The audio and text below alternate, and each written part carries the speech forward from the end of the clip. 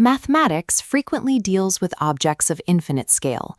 Our objective is to take an abstract, infinitely extending multivariable calculus identity and translate it directly into a bounded, literal 2D physical geometry. This equation is our starting point. It is a parametrized double integral, a mathematical operation that calculates the volume under a multidimensional surface, defined here by three separate variables, a, alpha, and p. The domain of this integral is distinct across its axes. The y variable is strictly bounded between 0 and 1. The x variable, however, extends from 0 to infinity, stretching the target volume continuously outward forever. The immediate problem is analytical.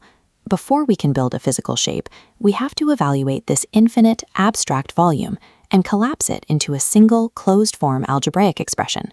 The payoff for that calculation is entirely physical. The exact solution to this infinite integral can be perfectly encoded as the circulation of a vector field around a custom-built planar defect. A vector field is simply a map where every point in space is assigned a specific magnitude and direction. By forcing a purely algebraic solution into the confines of a physical boundary, we create a tangible mechanism to visualize mathematical correction terms that would otherwise remain invisible.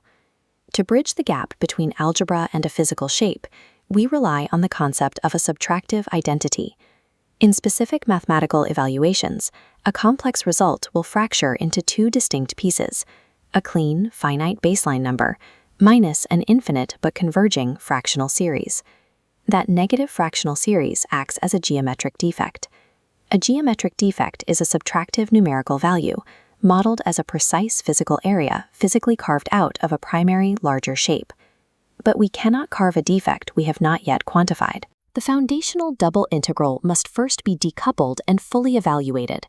This diagram shows our main integrand isolated on screen. Because the mathematical terms are multiplied together, we can visually separate them, using blue for the y terms and orange for the x terms. We can evaluate these terms independently thanks to Tonelli's theorem.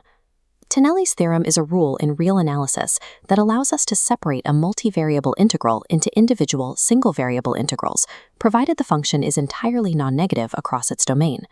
Since our exponential terms and positive bounds guarantee a non-negative output, the theorem applies. Applying Tonelli's theorem physically decouples the equation. The double integral fractures into two distinct, multiplied single integrals. We handle the x integral first. By setting a substitution variable u equal to 1 plus alpha times x, we simplify the integration steps. Because the upper bound of this integral runs to infinity, the calculation only converges to a finite number if the parameter p is strictly greater than 1. Meeting that condition resolves the entire infinite x integral down to a simple fraction, 1 over alpha times p minus 1. The y integral simply evaluates to e to the power of a minus 1 over a. We multiply those two isolated outcomes together. The complete closed form evaluation is e to the power of a minus 1 over a times alpha times p minus 1. By confirming the conditions of a single theorem, an intimidating interconnected 2D volume collapses into the simple multiplication of two 1D calculations.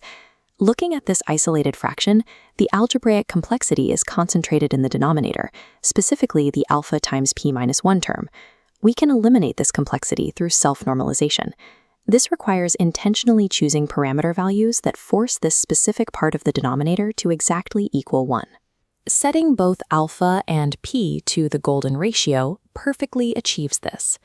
The golden ratio, phi, is approximately 1.618. Because phi squared minus phi equals 1, factoring out phi gives phi times phi minus 1 equals 1. Substituting phi turns our denominator into a 1, effectively erasing it. Clearing the denominator yields a highly simplified function, defined as g of a. We finalize the setup by setting the last remaining parameter, a, to Euler's number, e. This locks the math into a specific numerical constant, which we define as e. The golden ratio is heavily associated with geometric aesthetics, but its role here is purely mechanical, a perfectly packaged tool to clear algebraic clutter.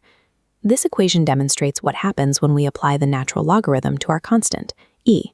Using standard logarithm rules, the division inside the function expands outward into an explicit subtraction. E minus 1 minus the natural log of 1 minus e to the negative e. The leading integer term, e minus 1, establishes the structural baseline of our geometric plan. The remaining expression is strictly positive. We isolate it and define it as our subtractive correction term, delta e. This correction term is mathematically equivalent to the polylogarithm series evaluated at e to the negative e. The polylogarithm is a special mathematical function defined by an infinite power series. Because the input value is extremely small, this infinite series is strictly positive and converges rapidly. It acts as a highly precise, finite numerical deduction. We now have a clean baseline value, minus a calculable defect. That exact mathematical structure becomes the blueprint to carve a physical two-dimensional shape. This Cartesian plane maps out our geometry. We begin by drawing a solid blue circle centered on the origin. We establish this baseline misc by reverse engineering its radius. By setting the radius exactly to the square root of e minus 1 over pi, the total area of the disk perfectly equals our structural baseline of e minus 1.